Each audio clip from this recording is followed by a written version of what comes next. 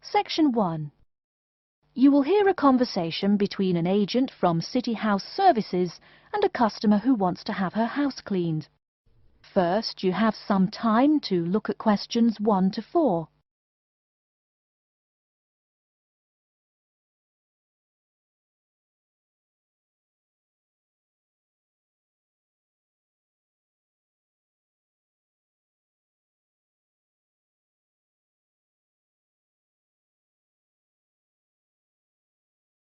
You will see that there is an example which has been done for you. On this occasion only, the conversation relating to this will be played first. Good morning, City House Services. How may I help you? Good morning. I'd like to arrange to have my house cleaned. Certainly. I just need to ask a few questions. First, could I take your name? Yes, it's Barbara Hill. The woman says that she is Barbara Hill, so Barbara Hill has been written in the space. Now we shall begin. You should answer the questions as you listen, because you will not hear the recording a second time. Listen carefully and answer questions 1 to 4. Good morning, City House Services. How may I help you? Good morning. I'd like to arrange to have my house cleaned. Certainly. I just need to ask a few questions. First, could I take your name? Yes, it's Barbara Hill. Thank you. Next, is your house in London? Yes, it's in Kingston in southwest London. Okay, southwest London, and, what's the postcode? SW105. And what is the square footage and what rooms will be cleaning? The whole house is 268 square feet, and there is no need to clean all the rooms. I only want to have my bedrooms cleaned. Okay. How many bedrooms does the house have? 3 bedrooms. Oh no, sorry, we used to have 3 bedrooms, but we only have 2 bedrooms now. Are those single bedrooms or doubles? Doubles. Fine, 2 doubles. There's one more room which needs cleaning. It was used as a bedroom before, and now we have converted it into an office. I understand. 3 rooms have got to be cleaned. And are all of those rooms upstairs? Yes. Then downstairs we have a kitchen diner, conservatory and lounge. The kitchen diner is quite large and has the usual equipment: cooker with oven, refrigerator, cupboards and worktops. The conservatory has a lot of plants, but there's no need to take care of them. The lounge has a leather 3-piece suite and a large coffee table. Thank you. And do you keep any pets? Yeah, I really love keeping them. I've got 2 dogs and 3 cats. Okay, then if our staff come over to offer the service, please take your pets away. Have you looked at our service packages? Yes, I have one in front of me. Excellent. Before you hear the rest of the conversation, you have some time to look at questions 5 to 10.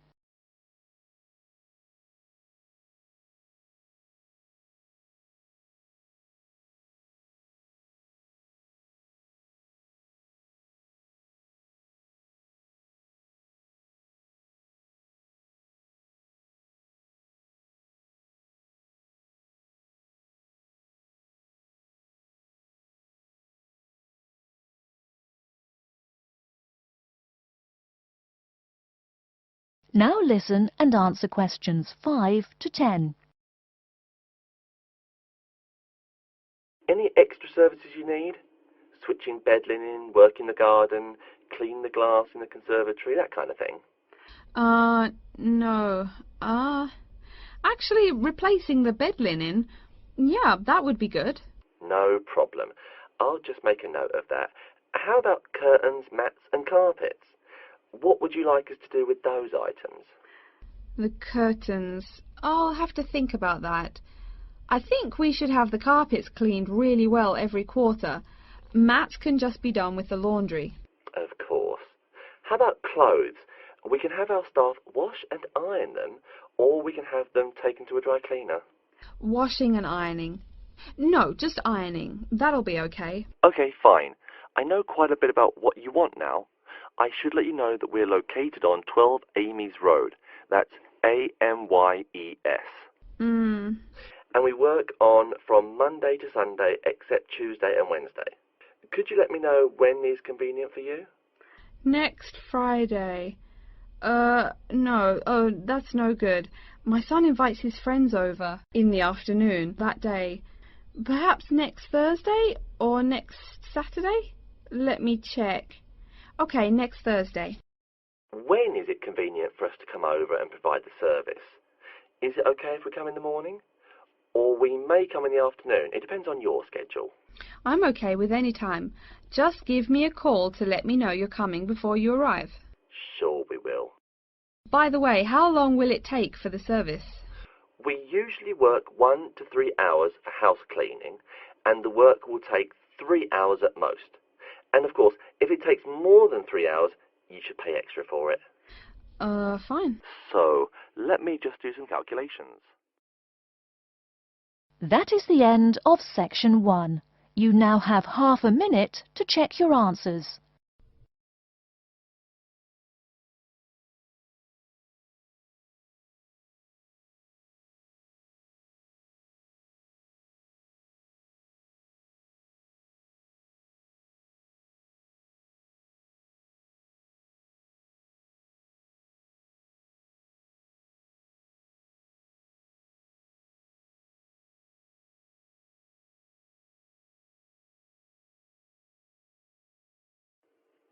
Now turn to section 2. Section 2. You'll hear a talk by a security worker from Sydney Airport who is introducing the day-to-day operations of the Australian Quarantine Service. First, you have some time to look at questions 11 to 17.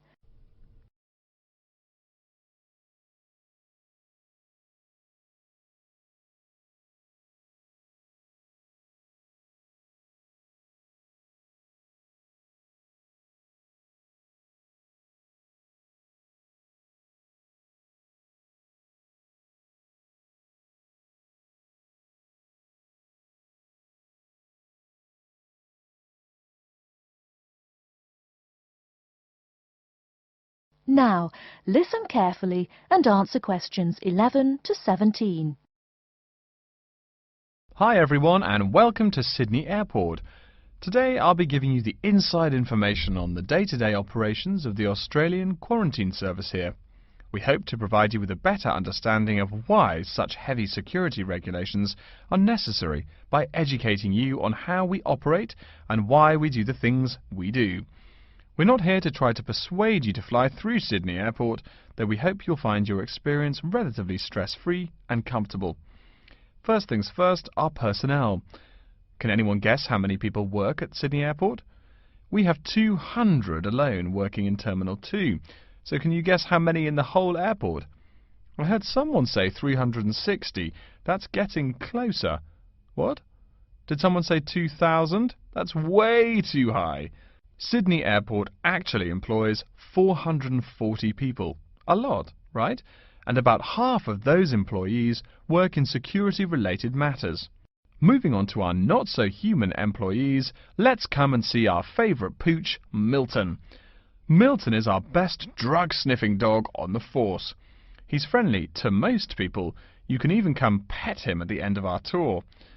Burnouts, beware though. He'll find everything. Notice that even though there are so many of us around him, Milton stays quite calm. This is the precise reason he was chosen for the job. Dogs that are chosen are not predisposed to sniff out different narcotics. That's something we teach them already.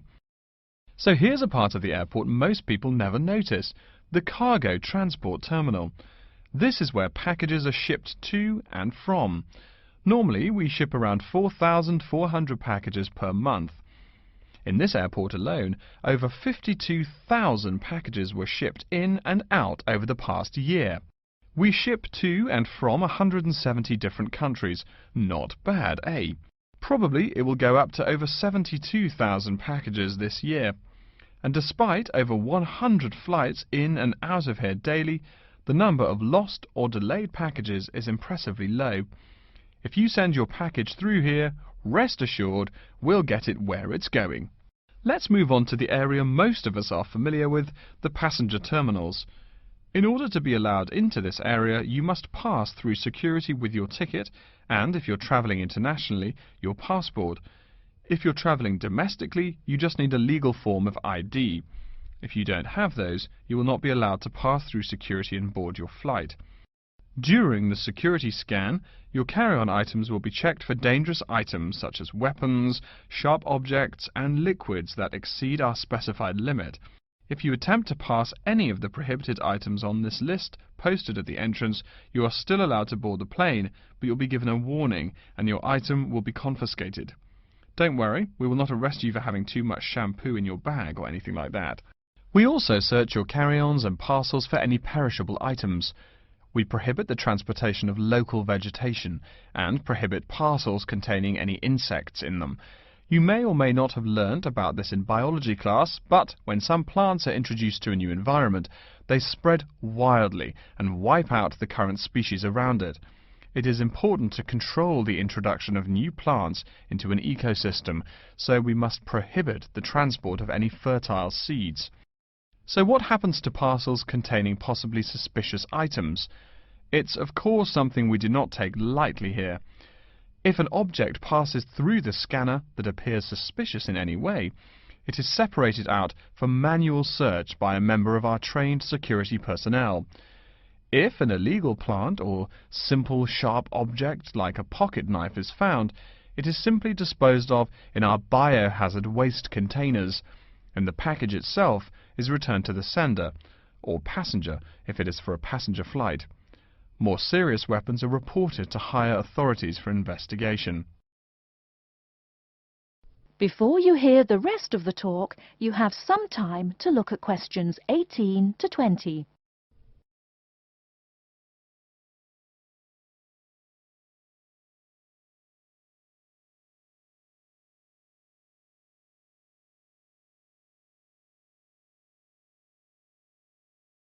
Now listen and answer questions 18 to 20. As far as parcel security, the material of the parcel is important. For shipped goods, the most common material used and the most widely accepted is paper. Make sure it is packed sturdy enough with no rips or tears. We've definitely had packages rip open before due to haphazard packing. A more common problem, though, is the package labels. When an item does not make it to the right place, this is the most common reason. The label may not be in the right place or marked clearly enough. If you're receiving any items from abroad that must be declared, please remember our guidelines in order to ensure the timely delivery of your item. Make sure it is packed correctly, and we ask that you notify customs between 2 and 10 days within the item's scheduled arrival date. OK, before we move on, are there any questions? That is the end of section 2. You now have half a minute to check your answers.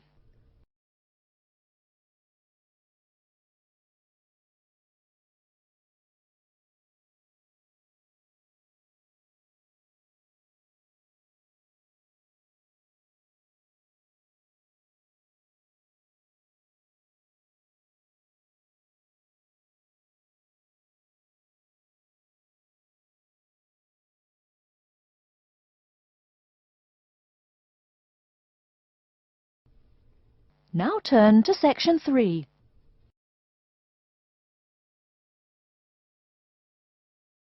Section 3. You will hear a librarian called Adam Smith talking to the students about how to use the facilities in the library. First, you have some time to look at questions 21 to 26.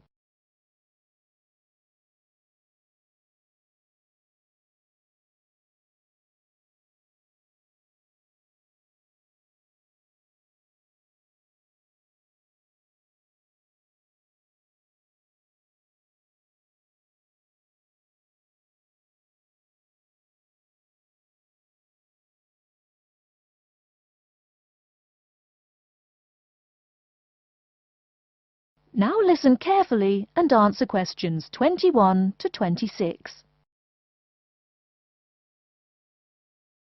Welcome. Please come in and gather over here around the tables. My name is Adam Smith, and I'm the librarian here.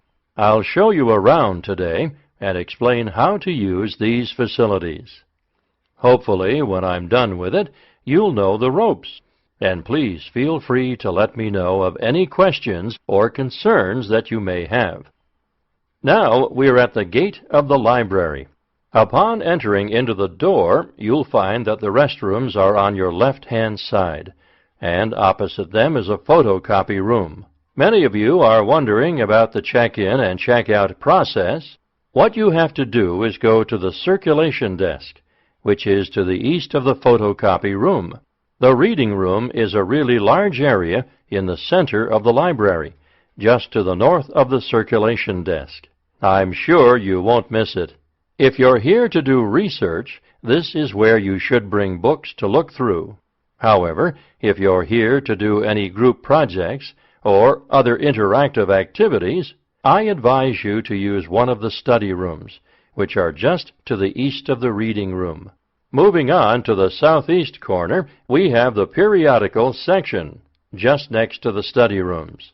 We have a collection of different newspapers and magazines in this section. You can get last week's weather reports or all the top stories 5 years ago. Our periodicals can be traced back 20 years to the time when our school library was built. Our first question. Yes. Can we check out magazines from the library? I'm sorry, but you cannot take any periodicals out of the library. You're welcome to read them for as long as you want while you're here, but you cannot check them out. I wonder if there is any place where we can get some food in the library. Do we have a store here? Of course. The Food Service Center is just meters away from the study rooms. It's on the northeast corner as you look at the map. The Food Service Center offers different kinds of snacks, though it's not big. Well, moving on along to the west, you will find the Video Resource Center on your right hand. We have educational videos and documentaries, as well as major motion pictures. We ask that you pay attention to the tag on the video that you pick up, as many of our documentaries are for on-site viewing only and may not be taken out of the library. To the west of the Video Resource Center is our satellite TV station. Here we stream the news from Channel 19 for most of the day. How many channels does it have? It does have nearly 200 channels, but we generally will give top priority to channels with some big events, like presidential addresses or other breaking news. During the coverage of the presidential debate, students will take a break from studying and flock to watch it. Last, but perhaps most important, is the inquiry desk. It's just on the left-hand side when you walk into the library, so it's impossible to miss it. If you have any questions about how to use equipment or where to find something, come and ask the assistant. Don't be shy, because that's what they're here for. Before you hear the rest of the talk, you have some time to look at questions 27 to 30.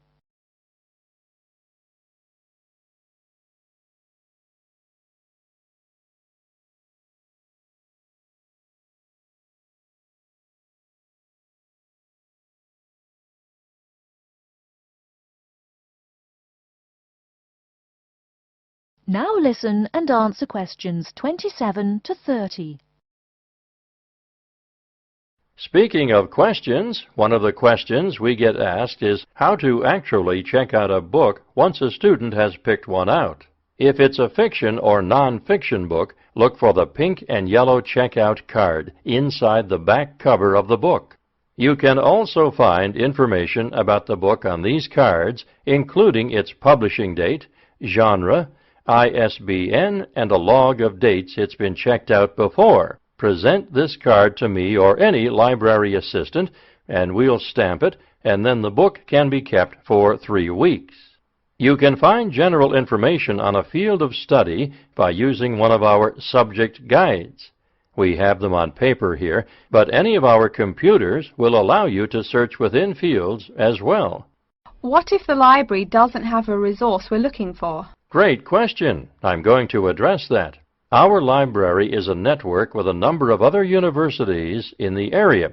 So if there is something you're looking for and it's available somewhere in the area, we'll be able to get it for you. However, there are universities which are not part of the network, so we do not share resources with them. If you want more information about the library and its resources, you'll find it in a labeled blue folder on my desk in the Enquiry section. Okay, so that's a lot of information all at once, and I don't expect you to remember it all. The most important thing is please be respectful of the staff, and if you need help with anything at all, come and ask me or one of the assistants. All right, any questions? That is the end of Section 3. You now have half a minute to check your answers.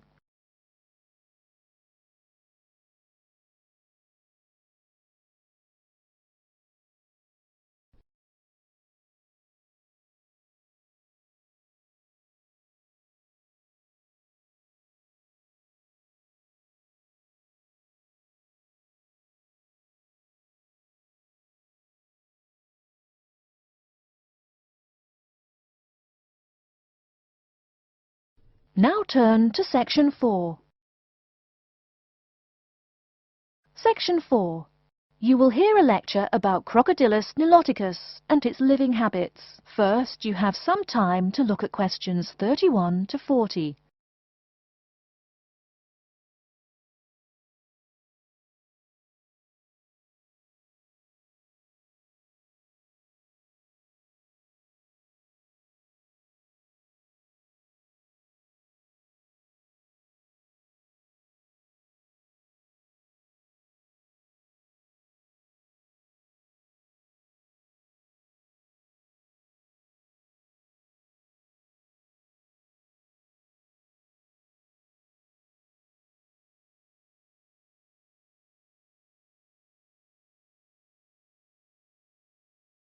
Now listen carefully and answer questions 31 to 40.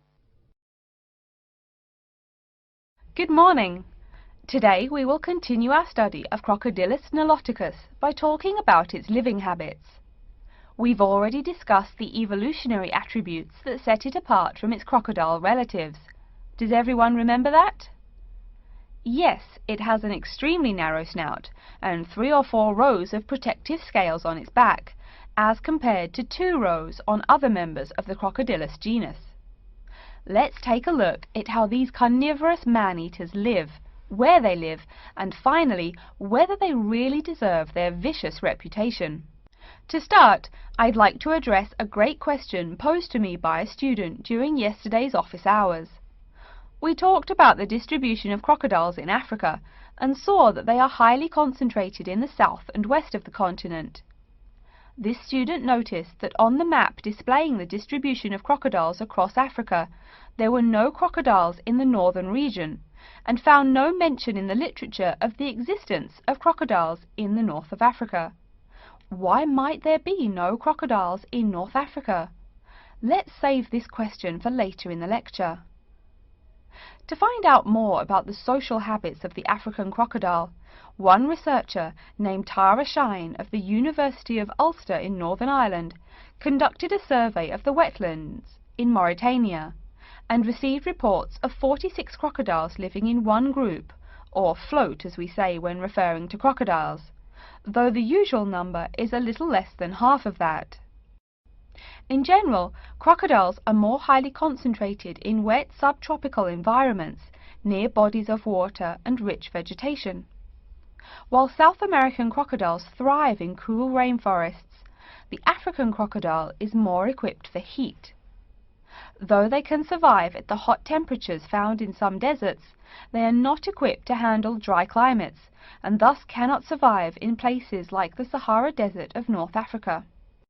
As cold-blooded animals, crocodiles' core temperatures fluctuate from their average of 38 degrees Celsius as external conditions change. Thus, they need to avoid extreme temperatures. Others live an underwater life, keeping a body temperature close to that of the water. As their own unique method of regulating their body temperatures, some African crocodiles have made dens by digging holes in the ground to provide themselves with a cool, dark place to retreat from the hot African sun. Speaking of the hot African sun, let's go back to the question asked at the beginning of the lecture. We know that there used to be crocodiles in northern Africa, yet today there are none. What are some possible explanations for this? Some students have suggested that the African crocodile has evolved from a desert creature into a wetland creature, thus causing them to migrate south for more appropriate conditions. Others presume that the crocodile was hunted out of northern Africa by a fiercer predator. While these are intelligent guesses, the real story is a little bit different. The key to this migration is that the Sahara Desert did not always cover the north of Africa. About 8,000 years ago, the land was fertile wetlands, perfect for breeding crocodiles. Over time, though, the area dried out and the wetland slowly turned to desert, leading the African crocodile to migrate south to the marshlands they call home today. Some crocodiles did, however, adapt to living in dry conditions. In Mauritania, some crocodiles have learned to survive in an area where they can go up to 8 months with no water, by spending the driest of times in what's called a torpor, or short period of hibernation. To utilize every bit of rainfall, these desert crocodiles dig underground caves that collect runoff, thus staying cool and hydrated. During the mating period in November and December, males attract females to their viciously protected territory through a number of behaviors that range from snapping their jaws all the way to sending infrasonic pulses through the water. Afterwards, the female digs a hole up to 60 centimeters in depth to store the eggs for an 80-day incubation period. The female protects these eggs during the period, and sometimes even helps crack the eggs with her snout at the end. These teeth-gnashing carnivores are softer than we think. Although these vicious creatures have attacked humans on a few occasions, the residents are not afraid of them. In fact, they show a great deal of reverence towards these wondrous creatures. Some say that crocodiles bring water to their habitat, so if they leave, they will bring the water with them. Obviously this is not true, but it demonstrates the admiration the inhabiting people have for crocodiles. Generally, crocodiles do not predate on humans. They attack when humans populate the crocodile's habitat, instilling fear and uneasiness in the crocs. Like any other species, crocodiles are known to attack when feeling fear. There's still a lot more to be discovered about the African crocodile. Researchers want to know more about the population size, how many crocodiles inhabit Africa in all, how they form separate floats, etc. There is still also much to learn about migration patterns and relations to other populations of crocodiles now found in other parts of the world. Next time, we'll examine a few specific case studies of crocodile populations in southern Africa. That is the end of section 4. You now have half a minute to check your answers.